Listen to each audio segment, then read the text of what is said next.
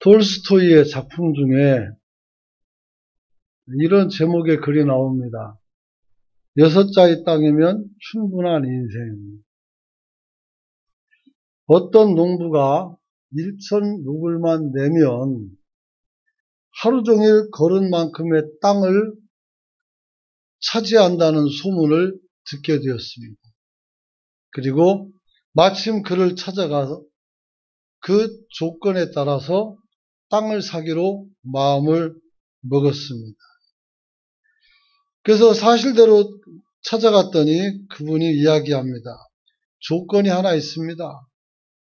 그것은 아침 해가 뜰 때 출발해서 저녁 해가 질 때까지는 돌아와야 합니다. 만약에 오지 않으면, 해가 떨어져 버리면 1,000루블을 날리고 땅은 못 받는 겁니다. 그래서 그런 조건을 두고 이 사람이 새벽에 출발을 합니다. 그는 내일이면 자기 땅이 될 그곳에 다니면서 말뚝을 박으며 열심히 뛰었습니다. 한참을 왔는데도 불구하고 아직 점심때가 안 되었습니다. 그래서 더 열심히 뛰고 멀리 가서 말뚝을 또 박고 그러다 보니까 점심때가 되었고, 그래도 아직까지는 충분히 체력이 있으니까 더 많이 돌아야 돼서 또 더 넓게 돕니다. 그리고 말뚝을 박고 어느 순간 보니까 이제 해가 서산으로 넘어가려고 합니다. 그래서 급히 귀가를 합니다. 돌아옵니다. 이제 정말 내가 큰 땅을 갖게 되는데, 출발점으로 가야 되는데 해가 떨어질까 봐 겁이 납니다. 그래서 최선을 다해서 전력 질주를 합니다. 그는 말합니다. 해가 지기 전에 빨리, 해 떨어지기 전에 어서 가자 하면서 막 자기를 다스립니다. 그리고 해가 떨어지기 바로 직전 출발했던 곳으로 돌아오게 됩니다. 그리고 그는 그 자리에서 쓰러집니다. 그리고 목숨을 잃었습니다. 땅 주인은 이 사람이 엄청나게 많은 땅을 가질 수 있었지만 죽었으므로 그에게 6자의 땅을 부라합니다. 그리고 거기다가 그를 묻습니다. 그리고 이렇게 말합니다. 겨우 6자면 되는 것을, 겨우 6자이면 되는 것을 뭔 그렇게 욕심을 많이 냈냐, 이 말을 하는 것입니다. 사람의 욕심은 사람으로 사람 앞에서 자신을 추한 사람으로 만들어 버립니다. 아무리 좋은 명예와 그리고 재능이 있고 그리고 재산이 있어도 욕심 때문에 얼굴 붉어질 때가 많습니다.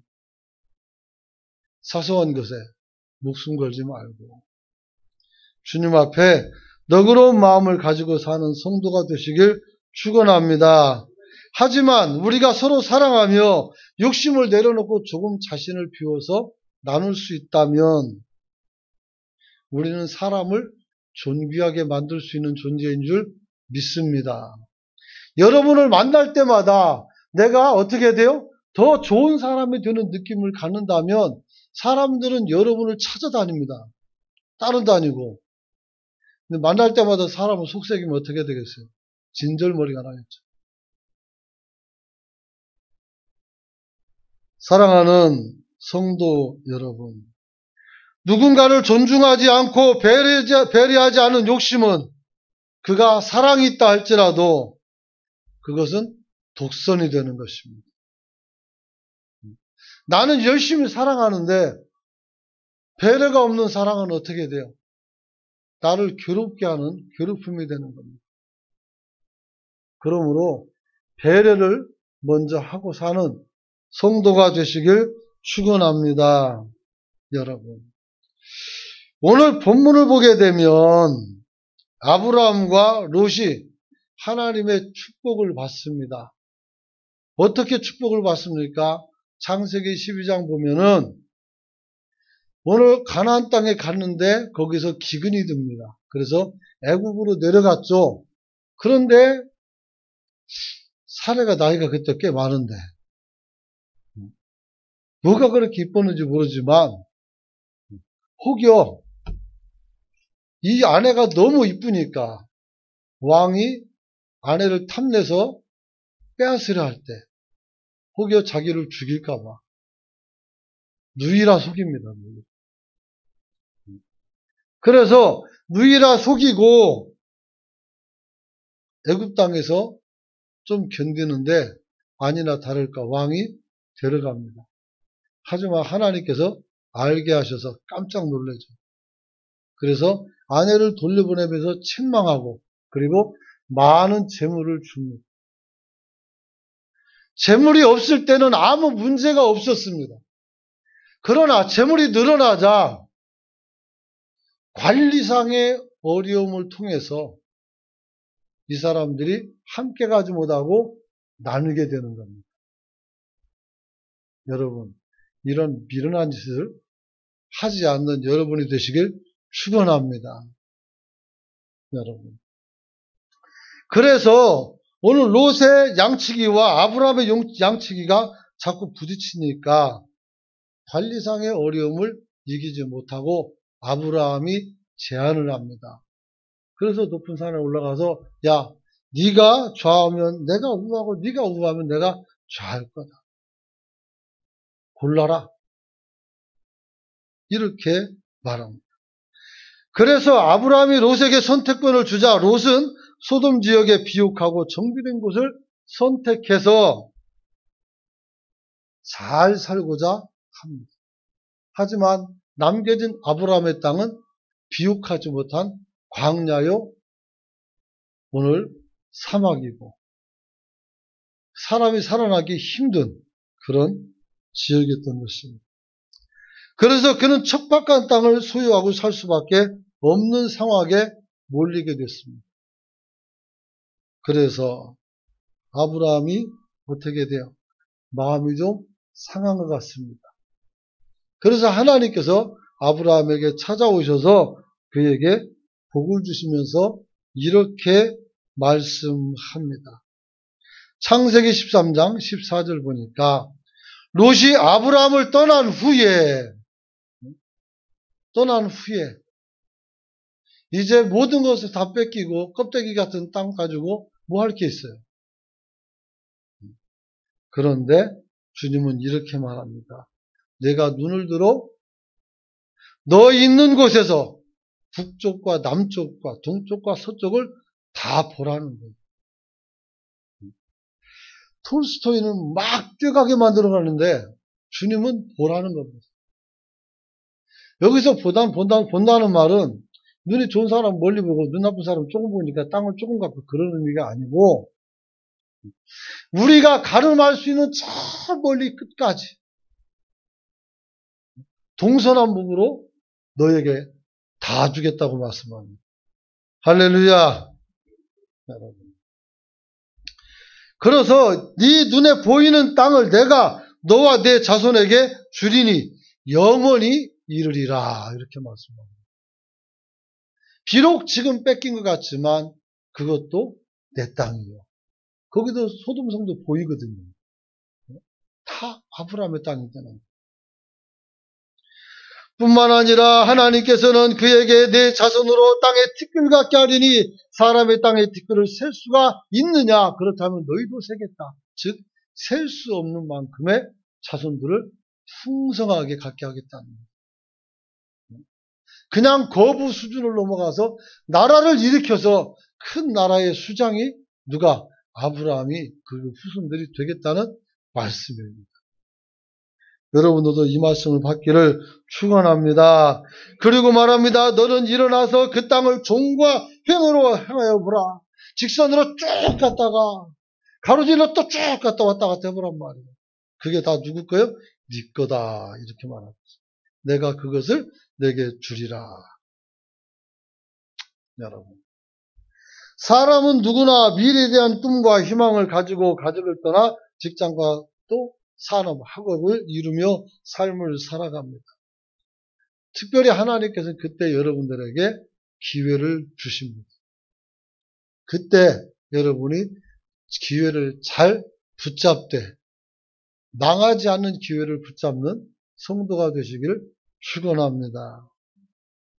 왜냐하면 우리가 바라보는 성공이 정말 성공이 아닐 수도 있기 때문입니다. 많은 사람들이 다 여러분을 보고 야, 저 권사님은 성공했어. 저 집사님은 성공했어. 저 사람은 진짜 완전히 성공한 것 같아. 그래도 아닐 수가 있다는 거예요. 뭐 때문에 그래요? 잘못된 선택을 하면 그렇습니다. 여러분 13장 10절에 보면 같이 한번 읽어봅니다. 시작. 이에 롯이 눈을 들어 요단 지역을 바라본즉 소알까지 온 땅에 물이 넉넉하니 여호와께서 소돔과 고모라를 멸하시기 전이었으므로 여호와의 동산 같고 애굽 땅과 같았더라. 할렐루야. 오늘 롯이 땅을 선택하기 전에 이 소돔 쪽을 바라보니까 물도 넉넉하고 에덴 동산 같아. 에덴 동산. 애굽 땅은 어떻게 돼요? 나일강이 흘러가면서 그 옆으로 비옥한 토지가 형성돼서 매해 풍년이 듭니다. 그래서 거기에 어떻게 돼요? 애굽 문명이 만들어집니다. 나일강 문명이 만들어지죠. 학교 다닐 때 배웠잖아요. 4대 문명. 거기가 바로 거기예요. 얼마나 살기 좋은지. 그래서 거기를 선택을 합니다. 왜? 에덴 동산 같고 정말 좋으니까. 그래서 11절 보니까 롯이 요단 온 들로 택하고 동으로 옮기니 그들이 서로 떠나니라. 그래서 아브라함과 나눠지게 됐단 말이에요. 여러분. 그런데 이 사람이 13장 12절 보면 어떤 말이 나오는가 하면 이런 말이 나옵니다. 아브라함은 가나안 땅에 거주하였고 롯은 그 지역의 도시들에 머무르며 그 장막을 옮겨 소돔까지 이르렀더라. 그리고 소돔성은 13절 한번 같이 읽어봅니다. 시작. 소돔 사람은 여호와 앞에 악하며 큰 죄인이 있었더라. 여러분, 롯의 선택은 오늘 현상으로 봤을 때는 가장 옳은 선택을 한 것이 맞습니다. 근데 거기엔 누가 살아요? 죄인들이 살아요. 세상적 관점에서는 정말 좋은 선택을 했는지 모르겠습니다만은 거기는 그가 사서 갈 곳이 아니었다는 겁니다. 여러분, 오늘 알아야 되는 것은 오늘 이 롯이라는 사람은 하나님의 사람이고 의인이라는 사실입니다. 그런데 죄악의 땅으로 점점 가까이 갑니다. 여러분, 그러기 위해서 저는 비슷한 신뢰를 통해서 우리가 교훈을 받아서 우리가 주님 앞에 올바른 선택을 해야 되는 사람인 것을 깨우치길 소망합니다. 그래서 한 이야기를 전해드리려고 합니다. 어느 목사님께서 재능 있는 후배를 발굴해서 자신의 교회에서 개척을 시켜주고 그 다음에 생활비를 지원을 합니다. 감사하게 그 후배는 정말 목회를 참 잘했습니다. 그리고 교회는 날마다 성장하기만 했습니다.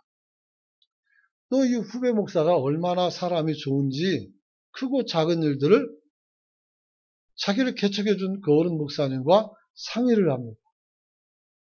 그래서 오늘 지도하는 대로 잘 따라서 목회를 하였다고 합니다.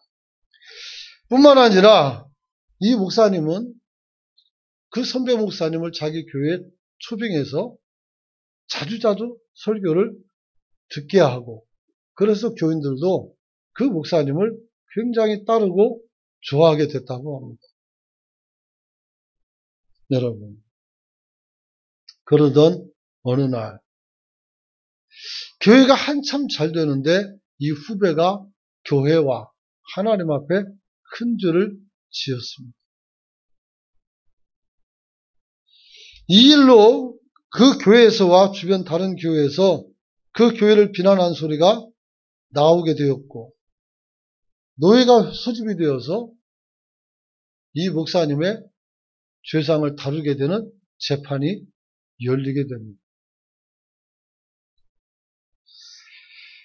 그동안에 평소 자기를 시기하던 목회자들과 많은 사람들의 심각한 공격을 당했고, 결국은 많은 어려움을 겪게 되었다고 합니다. 그때 이 어른 목사님이, 선배 목사님이 후배 목사가 걱정이 되어서 찾아갑니다. 그래서 전후 사정을 살피게 되는데, 후배 목사님은 선배님에게 지금 나타나는 모든 죄가 다 사실입니다 라고 고백을 합니다. 그러자 이 목사님께서는 더 이상 후배를 도와주지 못하겠다고 말을 하고, 당신과 당신이 섬기는 교회를 내가 같이 도울 수가 없다 이렇게 선언하고 집으로 돌아오게 되었습니다. 다행히 후배도 반발하지 않고 선배의 이야기를 그대로 받아들이고 집으로 돌아갔습니다. 그런데 그날 밤이었습니다. 그는 후배에 대한 배신감과 실망감으로 잠을 이루지 못하고 기도를 하게 되었는데, 하나님의 음성이 들립니다. 너는 내 후배의 문제를 참 쉽게도 처리하는구나. 그가 일을 잘할 때는 너는 그와 함께 영광을 나누지 않았느냐? 그러나 이제 그가 잘못됐다고, 너는 그 잘못을 함께 나눌 때 따라올 수치와 고통과 그 어려움에 동참하는 것이 두려워서 그를 내 사역에서 몰아내려고 하는구나 라고 말씀합니다. 그리고 하는 말이, 너는 그를 밀어냄으로써 너 자신을 정당화시키지만 그는 슬픔에 겨워 죽을 수도 있다. 이런 생각을 주셨습니다. 그러면서 말합니다.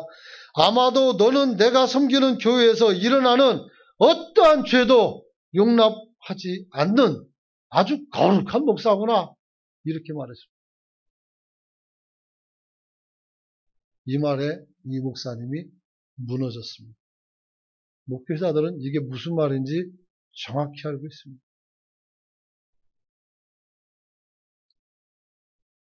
사실 자기가 크고 작은 일을 다 상담해주고 지도해줬잖아요.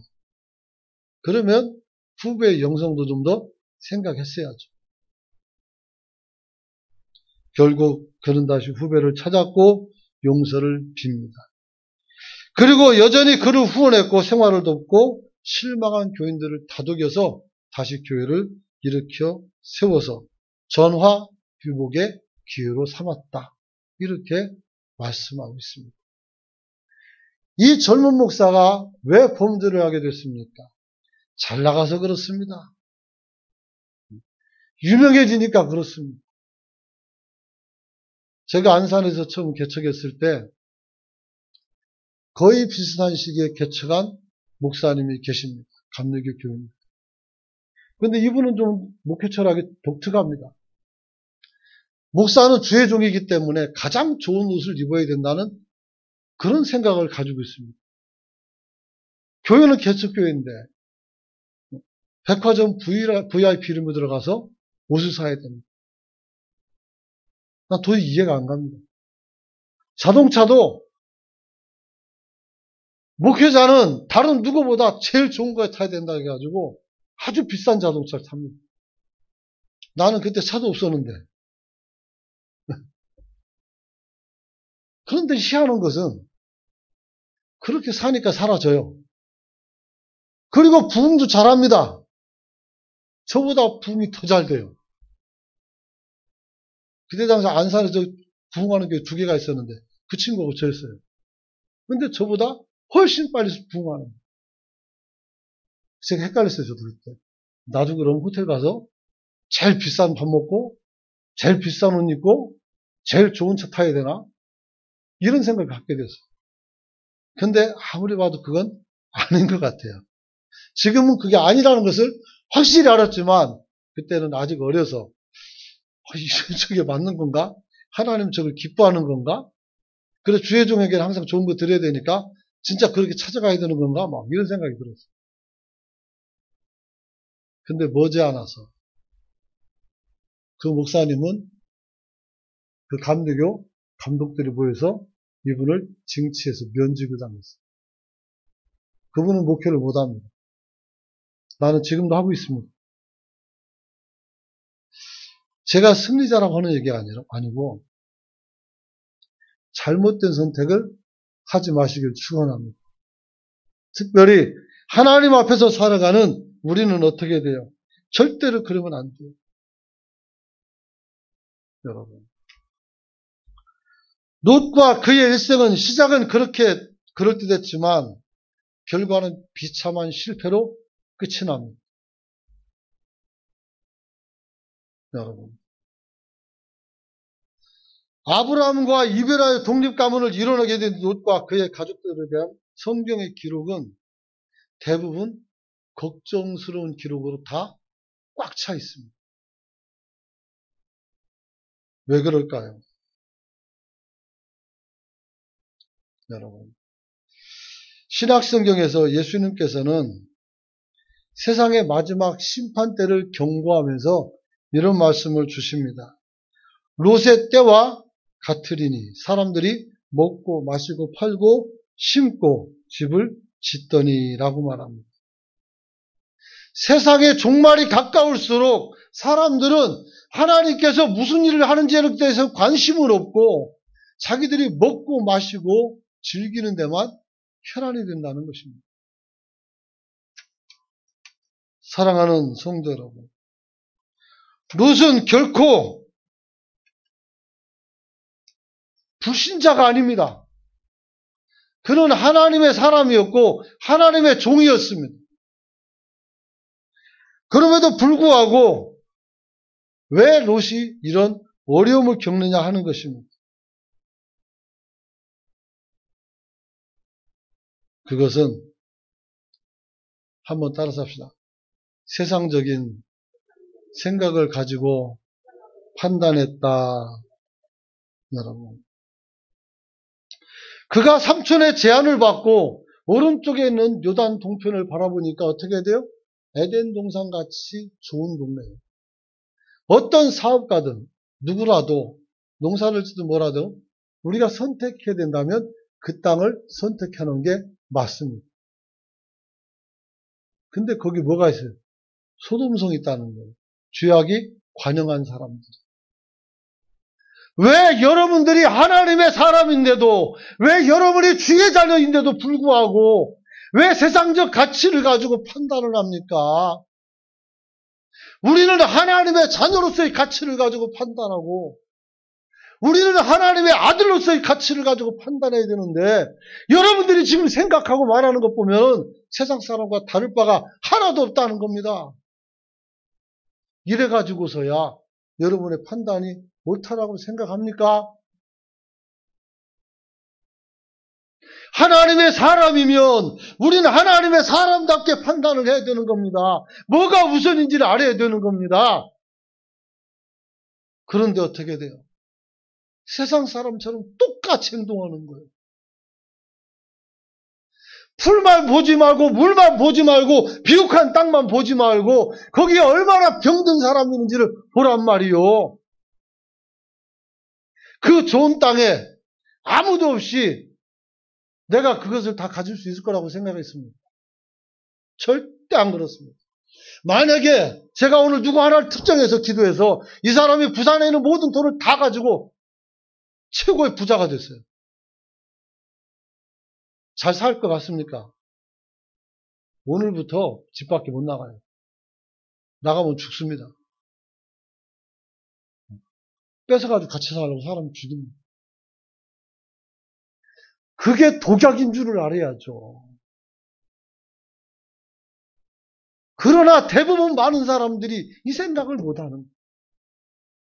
어느 유튜버가 차범근 씨를 모셔다 놓고 대담하는 것을 누가 보내줘서 봤어요.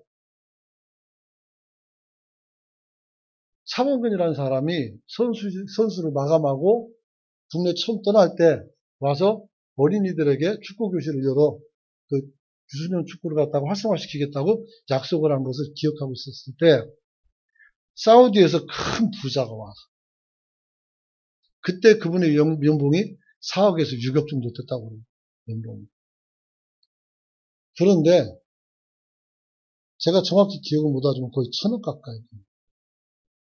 그것도 우리는 한화가 아니고 달러로, 심지어는 현찰로, 수표도 아니고 줄 테니까 와서 그 나라를 위해서 좀 경기를 해달라고. 여러분 같으면 어떻게 하겠습니까? 1,000억이 아닐 수도 있습니다만 제가 그렇게 들은 것 같아요. 근데 금액이 얼마든지 간에 4, 5억이 아니라 수백억이 넘잖아요. 안 가겠습니까? 아직 힘도 남아있는데. 그런데 대한민국과 약속한 것이 있어요. 그래서 단칼에 거부하고 국내 귀국합니다. 저는 그걸 보고 아 이분이 정말 위대한 신앙인이구나. 실제 교회 다닙니다. 정말 위대한 신자구나. 내 눈앞에서 현찰이 그렇게 많이 있는데도 불구하고 그걸 거부할 수 있는 사람 몇 사람이나 될 거예요. 아마 우리는 그렇게 말했을 겁니다. 이 등신아 가서 몇 년 일하고 그 받아가지고 오지. 그렇죠. 아브라함도 똑같아요. 야 바보야 네가 먼저 됐으니까 네가 먼저 선택하면 되지. 하지만 조카에게 선택을 했더니 얘는 어떻게 돼요? 앞뒤 안 가리고 좋은 것만 덜썩 잡는. 그거 압니까? 낚시를 하는 사람들이 밑밥을 좋은 거 낀다는 거. 왜? 고기를 잘 잡으려. 사냥하는 사람들이 올무 안에 먹이를 어떻게 돼요? 좋은 거 갖다 놔요. 왜? 그놈 잡으려고. 사탄도 우리 잡으려고 여러분 좋아하는 거 가장 좋은 곳에 딱 보이게 만드는 거예요. 가져가도 아무 문제가 없도록. 취해도 아무 문제가 없도록. 그러나 그거 잡는 순간 끝났어요. 여러분. 뭘 가지고 선택을 합니까? 그가 그 땅을 선택한 마음의 동기는 뭡니까? 그 땅이 워낙 풍족했던 것입니다. 여러분, 이것이 문제가 되는 것입니다.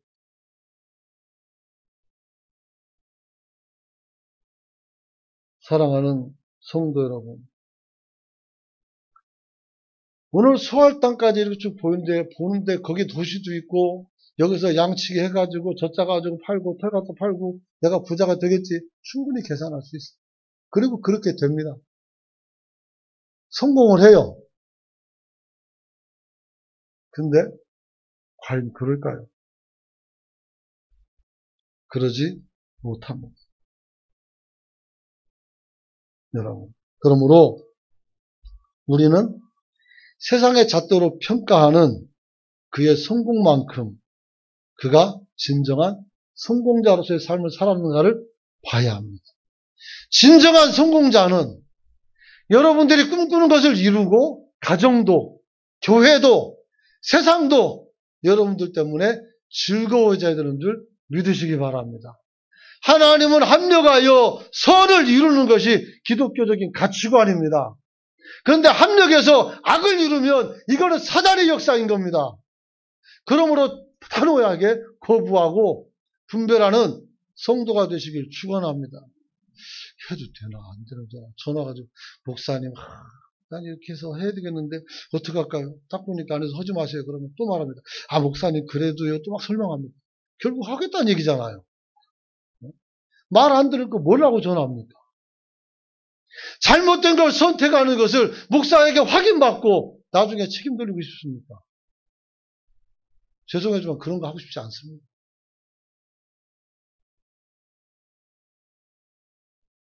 여러분, 신약성경 베드로후서 2장 6절에서 8절 말씀이 있습니다. 같이 한번 읽어봅니다. 시작. 6절에서부터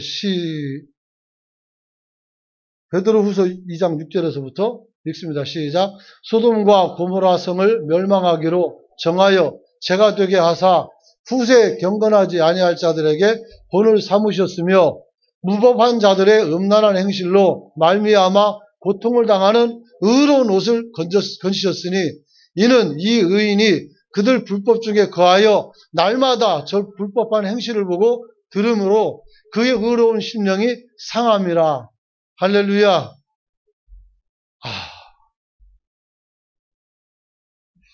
베드로가 말을 합니다. 롯이 의인이었다고요. 그 의인이 그 불법 속에 거하면서 날마다 살아가면서 그 의가 상실됐어요. 즉 다시 말하면 거룩해서 떠났다는 거예요. 거룩해서. 성도가 거룩을 빼놓고 이야기하면 어떻게 합니까? 여러분들이 사람을 판단할 때 무엇으로 판단합니까? 교회는 누가 힘이 있건 없든 그런 거 아무 의미가 없어요. 누가 돈이 많든 적든 그 의미가 없어요. 부자들은 착각을 합니다. 나 없으면 교회가 안 되는 줄. 하나님이 데려가 버립니다. 그런 마음 먹으면. 절대 그렇지 않습니다. 오늘 하나님께서는 아둔한 성도들을 통해서라도 얼마든지 역사를 일으킬 수 있는 줄 믿으시기 바랍니다. 그런 거예요. 여러분. 그가 얼마나 가족을 잘못 다스렸는지 주님께서 이 땅을 심판하겠다고 천사들이 왔을 때 아직 딸들이 결혼하지 않고 사윗감이 있었단 말이에요. 그들을 향해서 집으로 돌아오라고 말해요. 심판이 있다고. 근데 자녀들이 어떻게 됩니까? 말을 들어요? 농담으로 해요. 농담으로. 도대체 의인이었던 이 룻이 얼마나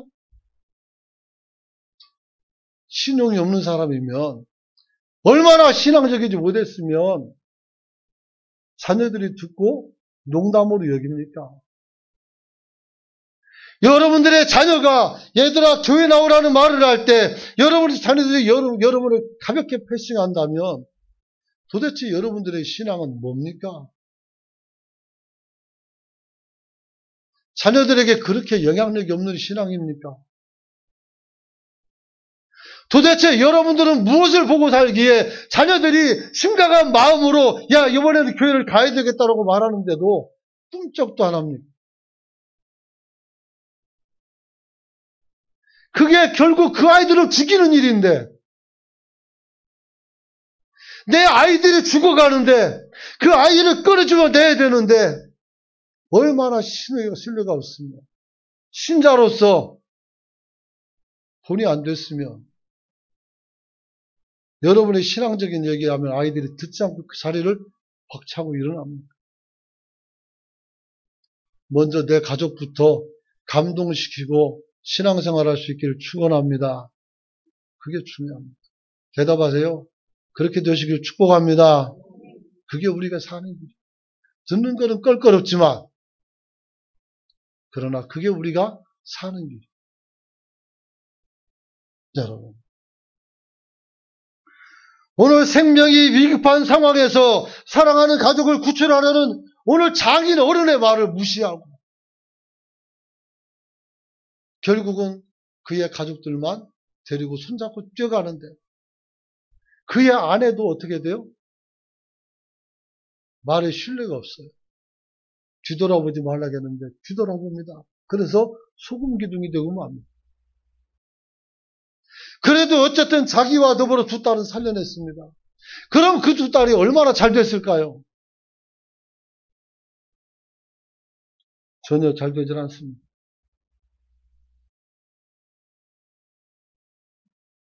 여러분, 19장, 창세기 19장 30절 보면 룻이 소알에 거주하기를 두려워하여 두 딸과 함께 소알에서 나와 산에 올라가 거주하되 그 두 딸도 함께 어떻게 거기서 굴에서 거주했다는 기록이 나옵니다. 소알성으로 도망을 가는데 사실은 멀리 가려는데 못 가겠다고 힘들어서 어디로 가려고 했더니 소알성까지 가겠다니까 거기 가라고 했거든요. 그 성은 멸망시키지 않았어요. 근데 거기서 다른 성이 멸망당하는 걸 보고 놀래가지고 여기도 분명히 그렇게 될 것 같아요. 그래서 산으로 도망을 간 거예요. 살겠다고. 그리고 굴 속에 들어가는데 이 두 딸이 종족을 보존하겠다고 아버지에게 술을 먹이고 잠든 사이에 교대로 들어가서 아버지를 범해버립니다. 여러분. 그래서 이 두 딸이 아들을 잉태하여 모압과 암몬의 자손의 조상이 되는 아이들을 낳았어요. 근친 상간을 통해서. 이런 아이들이 무슨 축복이 있겠습니까? 여러분, 하나님을 모르는 게 아니라 하나님을 아는 사람이라고요. 그리고 그는 하나님의 음성을 듣고 거기에 순종도 할 수 있는 그런 사람이었어요. 그런데 전혀 신앙적이지 않은 삶을 살았어요. 철저하게 세상적으로 살죠. 교회는 교회다워야 세상에서 박수 받습니다. 성도는 성도다워야 사람들이 여러분을 향해서 책망하지 않습니다. 교회 다니는 사람 밥 먹을 때 기도한다고 흉은 보지만 막상 안 해보세요. 뭐라고 말하는가? 너는 교회 다니는 게 밥 먹으면서 기도도 하느냐? 이렇게 말합니다. 얼마나 부끄러운 일이요. 비난을 두려워하지 말고 사람들의 책망을 두려워하지 말고 내가 해야 될 도리를 다 감당하는 성도가 되시기를 축원합니다. 뭐가 그렇게 사람들이 불만이 많습니까?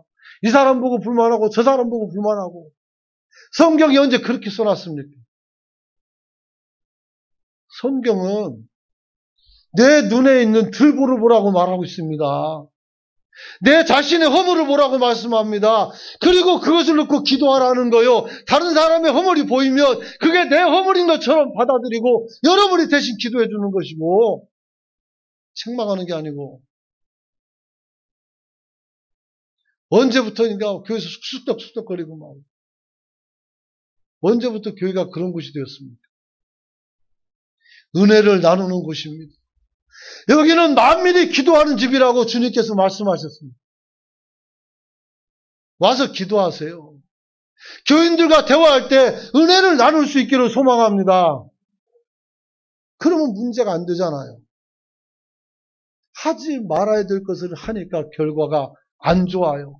처음부터 소돔성에 가까이 간 게 아니요. 동쪽으로 조금 갔다가 조금 더 갔다 조금 더 갔다 그러다 보니까 끝까지 간 거예요. 여호와에 있는 것처럼 실제로 사막에서 추운 가운데 텐트 속에 잠을 자는데 밖에 있던 낙타가 말을 합니다. 주인님, 밖이 너무 날씨가 추워서 코가 얼어서 숨쉬기가 힘들어요.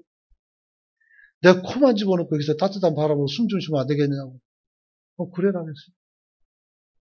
근데 이번에는 머리가 시렵당하고 앞다리가 시렵당하고 나중에 꼬랑지까지 다 돌아가지고 어떻게 돼? 그 비좁은 텐트에 있는 거예요. 그리고 뭐라고 말합니까? 여기 좁으니까 네가 나가라고 발로 주인을 차보라고 차서 내쫓아버리는 거예요. 사단에게 속지 않는 여러분이 되시길 축원합니다. 축원합니다. 사랑하는 성도 여러분, 이제 말씀 마칩니다. 룻은 삼촌의 삶에서 선한 행위와 인간적인 실수와 실패를 보고 배운 사람이었습니다. 그리고 독립하여 자기가 가정을 이끌어갈 때 어리석게도 더 큰 실수와 실패를 합니다. 하나님께서 막은 적도 있어요. 그 14장 보면 몇몇 그 지역 왕들이 모집해가지고 롯의 가정과 재물을 다 뺏어가요. 아브라함 것도. 그래서 아브라함이 돌아가서 찾아옵니다. 그래서 그 땅이 그렇게 위험한 땅인 것을 알고 있었어요. 그럼에도 불구하고 돌이키지 못했다는. 오늘 저와 여러분들은 잘못된 삶에서 돌이켜 올바른 판단과 평가를 하고 여러분들이 옳은 것을 선택할 수 있기를 원합니다. 우리의 선택은 내가 은광교회 자녀로서, 내 은광교회 성도로서 내가 지금 하는 말과 행위가 사람들에게 기쁨이요 덕이 안 되면 입을 딱 다물 수 있기를 축원합니다. 여러분이 그리스도의 자녀고 우리는 그리스도의 편지라고 말도 했습니다. 그런데 우리가 잘못 살아도 되겠습니까? 비록 지금은 척박한 땅이지만 하나님께서는 아브라함에게 본문에 말씀하죠. 동서남북 다 봐라. 그거 다 네 거다 하겠어요. 결국 그 땅은 다 어떻게 돼요? 이스라엘 땅이 되는 거예요. 아브라함의 후손의 땅이 되는 거예요. 진정한 축복이 무엇인지를 잘 살피고 돌아가는 성도가 되시길 원합니다. 이 시간 같이 한번 기도하기를 원합니다.